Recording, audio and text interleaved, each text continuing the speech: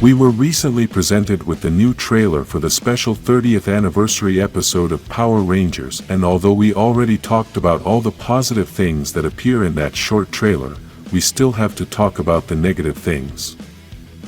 All things in life have good parts and bad parts. Nothing is perfect, and talking about the negative is only a criticism to keep improving. The first negative thing I can say is that we were not given any surprises. Basically, we were introduced to all the characters that we already knew were going to appear. We know there were surprise moments like the presentation of the old Zords, but they didn't give us any new characters. This was the perfect time to introduce some surprise character that had not been mentioned, and they wasted that great opportunity.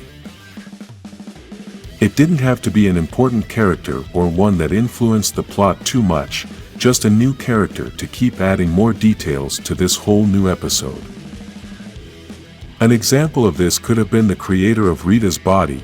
Maybe he is an important character, or just a secondary character, but it would have been great to introduce him.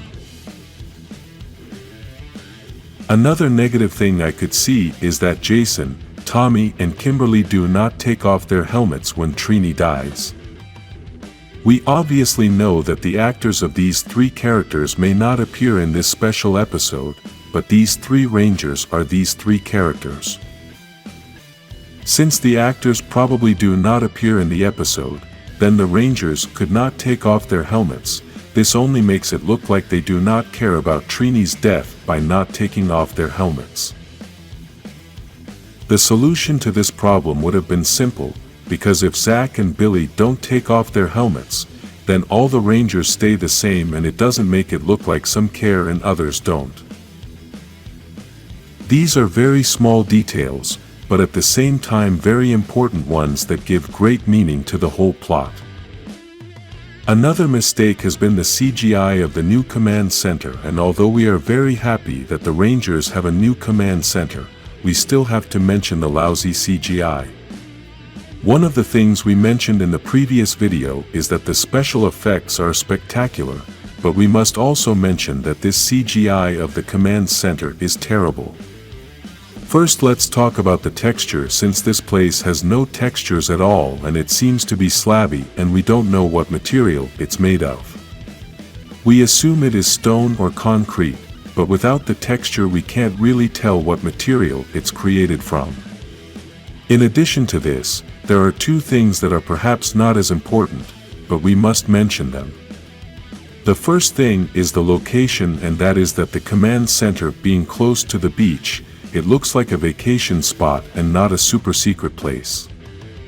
The location of the command center has always been one of the most important things in the history of Power Rangers, since the enemies are not supposed to know where it is, and being next to a beach it is very easy to find it.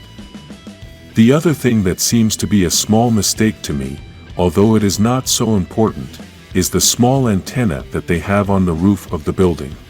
I don't know if with that antenna they want to watch TV or maybe have higher speed internet, but if we are talking about a place full of technology, I don't think they have antennas as simple as that. Another important thing to mention are the putty patrollers, which have not improved at all in 30 years. We don't want them to take away the essence of these old enemies, but they could have improved their costumes a little bit, since they still look like people dressed for a costume party. Today, there are many materials to build costumes, and they could have used these new materials to create better costumes that would make them look like real villains from 2023 and not from 1993. Something similar also happens with Rita, since, despite being a robot, even so, it only looks as if Rita has put on a robot mask. We can notice that Rita's head is bigger in proportion to her body, and this is obviously because the actress has this mask on. The solution to this dilemma would have been simple. If Rita's face would have had some movement, then she would no longer look as if she was wearing a mask and would look like a real robot. For many years there has existed technology to do this. Even the old special effects were with remote-controlled animatronics, and they were able to implement this in this new Robo Rita.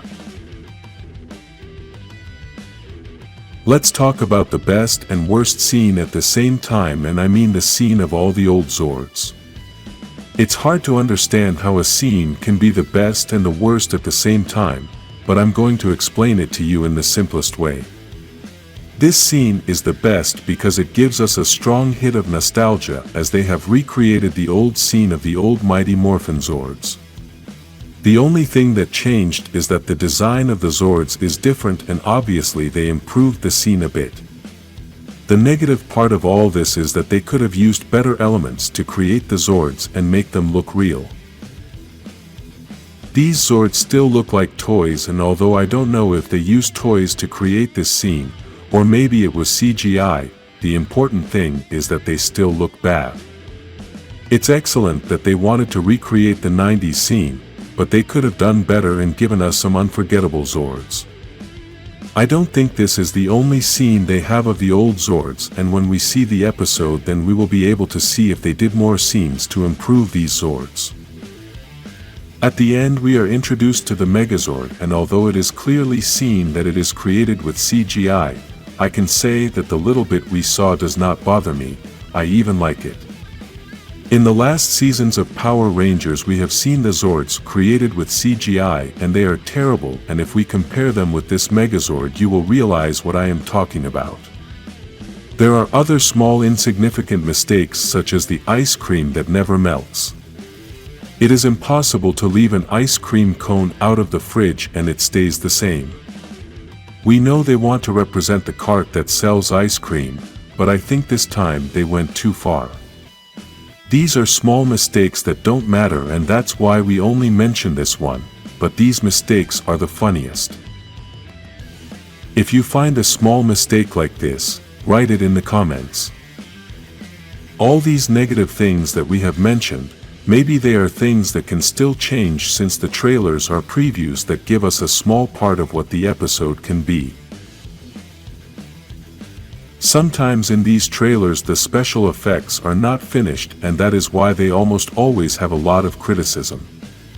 There are some mistakes that can be fixed, maybe there are other mistakes that can no longer be fixed. The important thing is that although this episode has several negative things, even so, it has many positive things that will make us enjoy a great special episode to celebrate the 30th anniversary of the franchise.